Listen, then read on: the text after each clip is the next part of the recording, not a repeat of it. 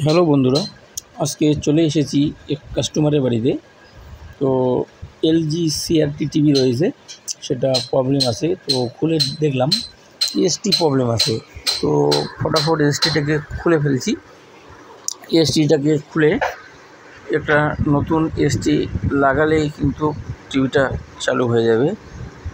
তো আপনারা সাথে থাকবেন, তাহলে বুঝবেন কীভাবে এসটি চেঞ্জ করে টিভিটাকে রেডি করতেছি।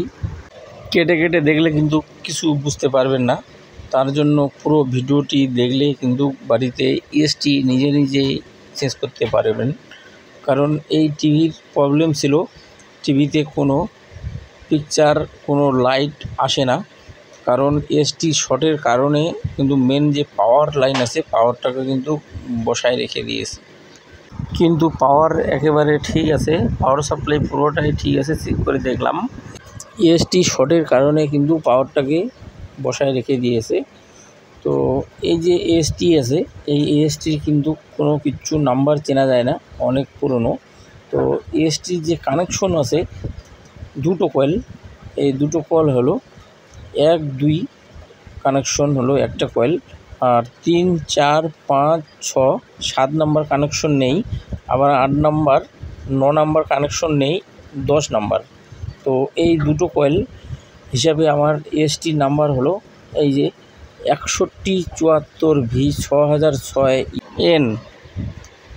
আরেকটা নাম্বার আছে এএসটির BSC 25N1649। দুটো নাম্বার কিন্তু একই এসটি নাম্বার, দুটো কিন্তু এসটি একটা। এবার আমি একটু পেস্ট লাগাই নিলাম। এসটি লাগানো তো হয়ে গেছে, এবার একটু পেস্ট লাগাই সোল্ডারিং করলে কিন্তু আমার এসটি লাগানো হয়ে যাচ্ছে। তো বন্ধুরা, এখনও যারা আমার চ্যানেলটি সাবস্ক্রাইব করেননি তারা অনুগ্রহ করে চ্যানেলটি সাবস্ক্রাইব করবেন। আর আগে থেকে যারা সাবস্ক্রাইব করে রেখেছেন তাদেরকে অসংখ্য অসংখ্য ধন্যবাদ। আর ভিডিওটি ভালো লাগলে অবশ্যই একটা লাইক করবেন। আর আপনাদের বাড়িতে কোনো সিআরটি টিভি হোক, এলইডি টিভি হোক, ডিশ অ্যান্টেনার প্রবলেম থাকলে কমেন্টে জানাতে পারেন, চেষ্টা করব যতটুকু হেল্প করতে পারি। তো এবার আমি সোল্ডারিং করতেছি। সোল্ডারিংটা করলে কিন্তু হয়ে যাবে। এই সোল্ডারিংটা ভালো করে আবার একটু ভালো করে রাউন্ড করে দিলাম, কারণ এই যে কানেকশনগুলো আছে খুব মোটা মোটা। যখন এসটিটা টিভিটি চলবে তখন কিন্তু এসটি হালকা গরম হবে, তার জন্য কিন্তু লুজ কানেকশন হয়ে যায়। এসটি সোল্ডারিং কিন্তু কমপ্লিট। এবার আমি টিভিটাকে চালাবো, তো চালায় দেখব ছবি আসতেছে কিনা। তো এবার আমি বোর্ডটাকে উল্টায় নিয়ে আমার যে ক্যাপ আছে, ক্যাপটা লাগানো হয়নি এখনও। বেসের দুটো কানেকশন আছে, কারণ এসটি থেকে 3টা আউটপুট হবে, একটা তো ক্যাপ আর দুটো বেসে যাবে। তো আমার দুটো লাগানো হয়ে গেছে। এবার আমি ক্যাপটাকে লাগাবো। ক্যাপটাকে খুব সুন্দর করে লাগাই দিতে হবে, কারণ ক্যাপ লুজ কানেকশন হলে কিন্তু ফায়ার হবে, তার জন্য ক্যাপটা ভালো করে বসাই দিতে হবে। টিভি কিন্তু রেডি হয়ে গেছে। এবার আমি টিভিটাকে লাইন দেব। টিভিটাকে লাইন দিয়ে চালিয়ে দেখব। এটা হলো স্পিকারের সকেট, লাগাই দিলাম এটাকে। এবার বোর্ডটাকে ভিতরে ঠেলে দিই, কারণ এখানে যে ভলিউম প্যানেল সুইচ আছে ওটা বোর্ডের মধ্যে আছে।